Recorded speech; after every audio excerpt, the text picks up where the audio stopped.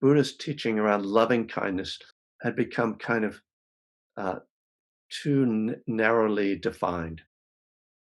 That it's become like it's just a meditation process, and it's a thing to just make me like feel like I'm loving, as opposed Okay. to actually being loving, right? Yeah. Like my heart is wide open. Like get out of my way, that, and so thus living kindness. Are you really living this? It's not just a feeling. Loving kindness. The Buddha didn't teach loving kindness as, oh, I want you to all feel loving. It was about action. And a lot of what I get in there, I pulled out a few kind of key suttas, the early teachings, where the Buddha talks more about non-hatred than about, positive love. Mhm. And so one of the points I like to make to people is, if you can just not hate anything, that's really good. And it Right. kind of throws it back on people for them to realize, oh, right, like even when I think I've got all this loving kindness going, there's still this like category of things and people and Mhm. politics or whatever that I'm like, I've got all these resentments, but I'm loving, so I'm okay, and it's like, Mhm. no, like turn towards the negative stuff. If you can let go of the negative stuff, the positive stuff will take care of itself.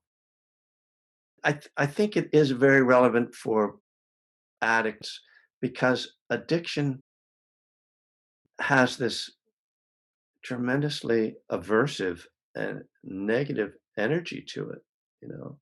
Even though there's sort of this idea like, "Oh, I'm trying to get high," so much of it is like, "I just don't wanna feel," you know. Right. And when you look at the AA Big Book, they say, resentments are the number one enemy. So clearly, and writing an inventory, it's all about like dealing with that side of us that Right. gets triggered into hatred and aversion and anger. And that just letting go of that is really freeing. And and yeah, I think that rather than, oh, I'm gonna generate all this love, if I let go of my hate, I'm gonna find that I'm actually very happy and peaceful and probably loving as well, just naturally. Because, I think you referred to it at the very beginning about basic goodness.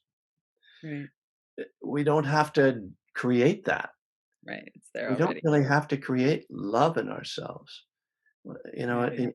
You see it. I mean, we feel it ourselves when we just, we stop feeling angry. There's a warmth and a natural caring that arises. Welcome to the 2021 Radical Recovery Summit, presented by the Kiloby Center for Recovery. This is Lynn Fraser, your moderator.